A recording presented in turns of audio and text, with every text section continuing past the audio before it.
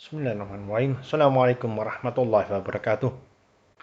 Bapak Ibu sekalian, serta Kongres Perhappy yang saya muliakan, perkenankan saya R. Abdul Jamali dari Politeknik Negeri Jember, pengurus Perhappy Komda Jember, yang menyampaikan topik tentang faktor penentu dan strategi bagaimana pengembangan kawasan agribisnis kopi terpadu, khususnya di sini adalah di kawasan kaki Gunung Bromo, kaki Gunung Argopuro, ya, dengan program perhutanan sosial. Jadi seperti kita ketahui bahwa perhutanan sosial bagaimana satu program yang memanfaatkan hutan, hutan dengan melibatkan masyarakat sekitarnya, memanfaatkan sumber daya hutan, tetapi tidak memanfaatkan hasil hutan, ya. Jadi di bawah tegakan tanaman itulah dilakukan kegiatan-kegiatan ekonomi. Khususnya untuk di kaki Gunung Bromo adalah Gunung Agarupuro adalah budidaya tanaman kopi dan beberapa tanaman tahunan lainnya seperti durian, oke dan sebagainya. Tetapi yang pokok adalah tanaman kopi robusta karena ketinggian di bawah 800 di atas permukaan laut, ya. Jadi kopi robusta khusus di kawasan kaki Gunung Argopuro di Desa Pakis, Kabupaten Jember, Kecamatan Panti, Kabupaten Jember. Ya. Nah, sejak mendapatkan pengakuan LMDH dari Kementerian Lingkungan Hidup dan Kehutanan, di mana untuk perhutani Kabupaten Jember ini ada sekitar 59 desa yang tersebar di 16 kecamatan yang sudah mendapatkan program perhutanan sosial. Ya. Nah, salah satu LMDH, Lembaga Masyarakat Desa Hutan, yang telah mendapatkan pengakuan dan pelindungan kemitraan kehutanan atau dikenal dengan istilah Kulin KK. Banyak istilah kita ini. Ya, ini kebetulan istilahnya Kulin KK, pengakuan dan pelindungan. Jadi ada kepastian hukum bahwa petani masyarakat desa hutan untuk memanfaatkan hutan, ya, di bawah tegakan, ya, tegakan hutan, gitu kan. Apakah itu hutan produksi maupun hutan lindung. Nah, luas lahan di bawah LMDH Rengganis ini, Rengganis kebetulan salah satu LMDH yang paling baik se-Jawa Timur, ya. Kemudian luas kawasan yang dikelola seluas 1.032,19 hektar yang melibatkan sekitar tidak kurang 536 keluarga, ya, atau rata-rata sekitar per kakak itu sekitar 1,93 hektar yang menanam kopi robusta atau kopi canifora, ya. Ya, di mana petani dapat memanfaatkan tegakan hutan yang sudah ada. Ya, jadi petani selain memang memanfaatkan lahan, ruang di antara tanaman-tanaman hutan, uh, ya, ikut membantu melindungi, ikut membantu mengawasi, ikut menjaga keamanan dan seterusnya. Karena kalau tanaman rusak maka tidak mungkin petani bisa memanfaatkan ruang di bawah tegakan hutan tersebut. Sehingga di sini ada semacam mutualisme, ya, kegiatan mutualisme antara perhutani dengan petani, petani hutan, petani desa hutan. Nah, tujuan riset ini adalah mendeskripsikan faktor-faktor penentu dan strategi bagaimana pengembangan kawasan. Jadi ada dua topik utama, gitu. Jadi bagaimana faktor penentu dan strategi pengembangan kawasannya. Kemudian metode yang digunakan itu dengan deskriptif eksploratif dengan pendekatan expert system. Jadi kita menggunakan di dalam responden yang kita gunakan adalah para pakar saja. Ya, tentunya orang-orang yang paham betul bagaimana pengembangan kawasan agribisnis terpadu, kemudian melibatkan tokoh-tokoh masyarakat yang ada di Desa Pakis. Ya, teknik analisis yang digunakan dengan menggunakan cognitive mapping analysis, ini semacam soft metodologi yang mampu memetakan bagaimana daya nalar, daya pikir, memetakan uh, hubungan, mana yang mempengaruhi, mana yang dipengaruhi, dan seterusnya. Kemudian yang kedua, jadi untuk menentukan strategi menggunakan pendekatan AHP, Analysis Hierarchy Process. Nah, hasil riset yang tak pertama dengan setelah berdiskusi panjang in-depth interview dengan para expert, jadi tentu orang-orang yang paham saja tentang masalah ini yang saya tidak bicara untuk memahami secara detail kemana arah pengembangan, kira-kira faktornya apa saja. Nah, faktor-faktor penentu di dalam pengembangan kawasan agribisnis terpadu. Kenapa dikatakan? Karena kawasan hutan itu punya potensi alam yang luar biasa, pertanamannya, produksinya, keindahan alam, dan seterusnya. Nah, itu sudah disepakati oleh MDH untuk dikembangkan suatu kawasan agribisnis terpadu. Kira-kira faktor apa saja yang mempengaruhi? Ya. Nah, dari variabel-variabel atau faktor-faktor tersebut dapat didefinisikan ada 11 faktor utama. Faktor utama, ya. Jadi mulai dari kepastian hukum. Nah, kepastian hukum seperti tadi Kuling Kakak. Kemudian dukungan fasilitas instruktur dan dari pemerintah. Kemudian permintaan produk kopi yang meningkat. Yang keempat, memperpendek rantai tata niaga. Karena memang ini masalah klasik. Dimanapun posisi petani, penghutanan sosial atau kopi rakyat secara umum lah, itu sudah terbelenggu oleh suatu sistem tata niaga yang ya apa nama lokalit lah, terbelenggu oleh tengkulak biasanya. Kemudian yang kelima, faktor hilirisasi pengolahan kopi rakyat. Yang keenam ada kerusakan hutan dan lingkungan. Dan ketujuh, pertumbuhan penduduk. Yang kedelapan, dinamika dan kerjasama kelompok. Kemudian desa hutan, kemampuan teknologi, kemudian rendahnya produktivitas petani, yang terakhir adalah tren kunjungan wisata yang terus meningkat. Karena kebetulan di kawasan itu ada apa namanya hutan, ya, warna wisata yang bisa dikembangkan, apakah air terjun, hasil hutan, apakah tanaman produktif, ya, durian utamanya. Selain kopi ada durian, ada pete dan sebagainya, tetapi yang menonjol dua ya minimal gitu ya. Nah, dari faktor-faktor tersebut dipetakan berupa anak panah dari satu variabel ke variabel lain. Ini seperti benang kusut memang. Tetapi ini bukanlah pekerjaan mudah. Dari mana ke mana anak panahnya? Dengan menggunakan bantuan software, ya, Decision Explorer, kita mampu memetakan kognitif, pola cara berpikir orang, cara memetakan permasalahan atau faktor-faktor satu terhadap faktor lain. Kemana dia mempengaruhi? Apakah pengaruh bolak-balik, mempengaruhi dan dipengaruhi, atau sebaliknya? Atau hanya satu arahnya? Nah, setelah itu dipetakan, nah diperolehlah, ya. Jadi centrality score-nya, centrality score ada di 11 variabel tersebut ternyata menunjukkan bahwa ya centrality score itu menunjukkan seberapa banyak ya faktor atau variabel mempengaruhi atau dipengaruhi secara langsung dan tidak langsung terhadap suatu variabel.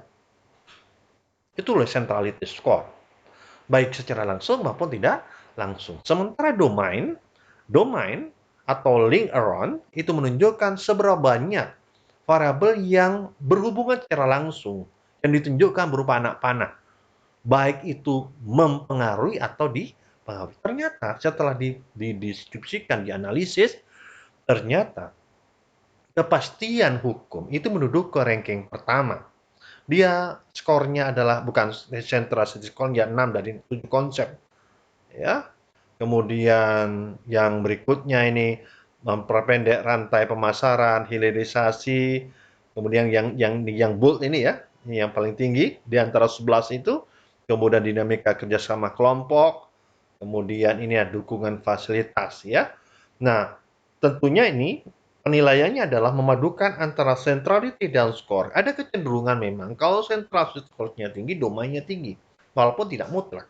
Ya, ternyata dari 11 ini dapat dipastikan sebagai faktor penentu di dalam upaya pengembangan kawasan agribisnis terpadu di desa di kaki Gunung Argopuro, Desa Pakis itu ada 5 faktor penentu utama. Ya, tidak semua saya sebutkan. Dari hasil riset ini bisa dipastikan, jadi yang pertama adalah kepastian hukum. Kepastian hukum pemanfaatan hutan itu menjadi modal utama bagi petani desa hutan. Dia tenang, dia tidak mungkin ada pihak tertentu menekan atau memanfaatkan petani yang lemah tadi atau dengan seenak menyerobot, karena itu sudah ada legalitas LMDH yang memayungi para petani tersebut. Dari 560 petani tersebut punya legalitas memanfaatkan tanah hutan negara ini untuk kepentingan rakyat dengan melakukan budidaya di bawah tegakan tanaman hutan industri dengan tetap memegang prinsip-prinsip dasar di dalam bagaimana dalam perhutanan sosial. Jadi yang pertama kepastian hukum, yang kedua adalah dukungan fasilitas infrastruktur pemerintah. Ini penting sekali, ketersediaan jalan, transportasi, dan seterusnya, listrik. Kemudian yang ketiga adalah memperpendek rantai pemasaran. Memang selama ini rantai pemasarannya kan hanya di tingkat desa saja. Dengan tengkulak yang ada di desa Pakis ada 3 orang. Jadi tengkulaknya kaya raya, kalau petani biasa-biasa aja, tetap aja masih terbelakang, gitu ya. Karena ini semacam sindikat yang sudah bertahun-tahun polanya. Dan petani tidak berdaya dengan jumlah produksi begitu kecil, ya produksinya hanya sekitar 0,8 8 kuintal per hektar untuk tanaman di bawah tanaman industri, hutan industri. Tetapi kalau di bawah hutan lindung bisa sampai 1,3 karena 1,3 ton per hektar karena dia ruangnya agak lebar. Ya, antar tanaman sudah agak lebar, jaraknya bisa lebih dari 10 meter sampai 15 meter, bahkan lebih. Sehingga sinar matahari masuk ke tanaman kopi lebih baik. Maka produktivitasnya hutan kopi di bawah hutan lindung jauh lebih tinggi, walaupun sebenarnya ya, tanamannya tidak banyak. Kemudian, jadi memperpendek rantai pemasaran, hilirisasi pengolahan kopi rakyat. Kemudian yang terakhir adalah dinamika, ya, dinamika dan kerjasama kelompok. Jadi kerjasama anggota kelompok, dinamika kelompok ini khususnya dalam LMDH ini menjadi motor penggerak bagaimana bisa bersinergi antara masyarakat desa hutan dengan perhutani. Sama-sama diuntungkan. Petani bisa mengadakan melakukan budidaya, kegiatan ekonomi di desa, ya di desa hutan tersebut dengan memanfaatkan lahan perhutani, tanaman perhutani tanpa merusak. Bahkan menguntungkan perhutani karena petani ikut mengamankan, ikut melindungi, ikut mengawasi, kadang-kadang bisa memanfaatkan di dalam proses perawatan dan seterusnya.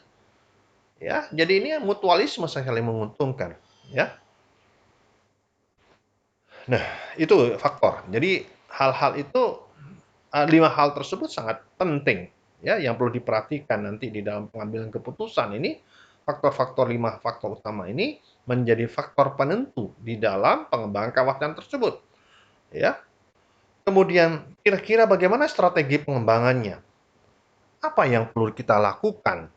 Jadi setelah dipetakan di sini dibuat struktur hierarki dari level tujuannya adalah bagaimana pengembangan kawasan, ya, pengembangan kawasan agribisnis terpadu sehingga memadukan antara aktivitas ekonomi dengan kegiatan ekonomi yang lain sebagai satu kawasan. Kemudian level kedua adalah stakeholder-nya. Ya, jadi stakeholder-nya kira-kira siapa sebagai penentunya? Ya, sebagai pelaku utama. Ya. Jadi ada 5 yang ditawarkan di sini, mulai anggota LMDH, pengurus LMDH, unit usahanya, unit usaha LMDH di situ apakah kopi, apakah durian, apakah wahana wisata dan seterusnya, gitu kan? Memang ada KUPS di bawah LMDH, kemudian ada perhutani dan Pemkab Jember. Kemudian dari sisi level 3, yaitu bagaimana strategi pengembangan kawasan agribisnis ini, ya, bahwa ada 5 hal yang ditawarkan, mulai dari rekayasa sosial, jadi peningkatan kerjasama kelompok tani desa hutan, kemudian yang kedua rekayasa teknologi, rekayasa teknologi peningkatan produktivitas kopi. Berarti di sini di aspek on farm. Kemudian rekayasa teknologi hilirisasi pengolahan kopi rakyat, jadi di off farm-nya. Jadi ini yang jadi masalah selama ini, kopi rakyat 100% dijual kepada tengkulak.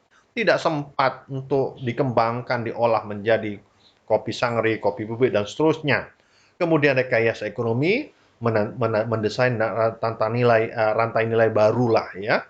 Kalau selama ini terikat oleh seperti itu, rantai yang sudah ada, jejaring pemasarannya pada tingkat desa saja, kita kembangkan nanti melalui apa namanya koperasi, kemudian lembaga-lembaga lain yang lebih produktif dan utamanya kelompok ini berkembang dalam suatu wadah koperasi lah, koperasi agribisnis gitu ya. Kemudian yang terakhir adalah warna wisata terpadu. Nah, setelah dilakukan analisis AHP, diperoleh bahwa menempatkan pada level stakeholder, ternyata menempatkan itu adalah aktivitas dinamika kelompok, gitu ya. Ini sangat penting, anggota ini sangat penting, ya. Jadi siapa stakeholder utama? Nah, anggota sebagai penentu. Aktivitas dinamika kelompok tergantung partisipasi dan aktivitas dari anggota, bukan dari pengurus. Pengurus berikutnya, baru unit usaha. Baru berikutnya perhutani. Yang terakhir adalah Pemkab. Berarti motor penggeraknya sebagai stakeholder utama itu adalah anggota. Anggota akan merasakan, dia sadar bahwa dia sudah ada pengakuan penggunaan hutan dari perhutani.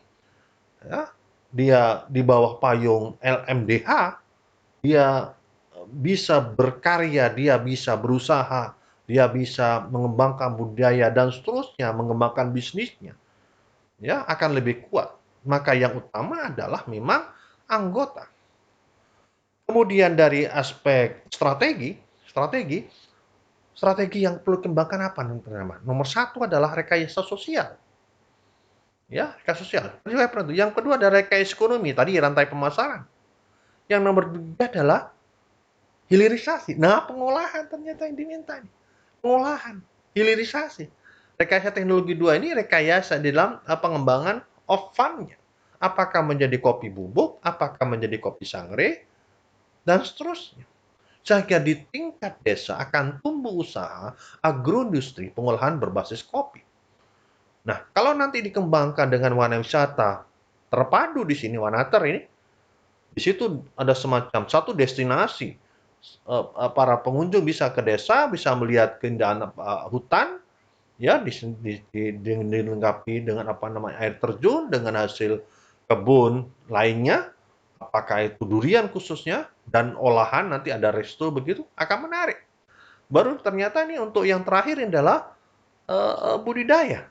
Budidaya. Jadi anggapannya kalau budidaya itu walaupun diutamakan butuh waktu lama, tetapi hal-hal ini yang menjadi penentu. Rekayasa sosial ini perlu ada pendampingan nanti. Keberadaan teknologi apa namanya perguruan tinggi, kelompok-kelompok pemerhati lingkungan dan seterusnya ini perlu mendampingi masyarakat desa hutan. Ya, yang kedua adalah tata niaga. Ini perlu keterlibatan nanti banyak pihak nih.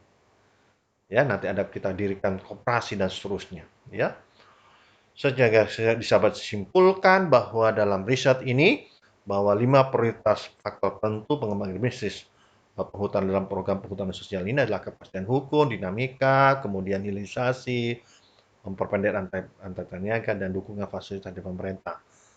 Sementara strateginya tadi sudah saya sebutkan bahwa jelas tujuannya adalah pengembangan kawasan jenis kopi terpadu. Pada level ini menempatkan petani atau petani hutan atau anggota LMDA menjadi semacam motor penggerak utama. Baru didukung oleh pengurus, unit usaha, perhutani, Pemda ini berkolaborasi sebenarnya tidak bisa berdiri sendiri. Sementara dari aspek strategi yang dikembangkan, yang adalah rekayasa sosial, rekayasa teknologi dalam pengolahannya, ya, kemudian hilirisasi, kemudian baru rantai pemasarannya, perbaikannya, yang terakhir adalah warna wisata. Nah, di situ dipadukan dengan komoditi-komoditi lainnya. Mungkin itu yang dapat kami sampaikan, pokok-pokok pikiran dari riset yang kami lakukan. Selamat Kongres Perhappy. Assalamualaikum warahmatullahi wabarakatuh.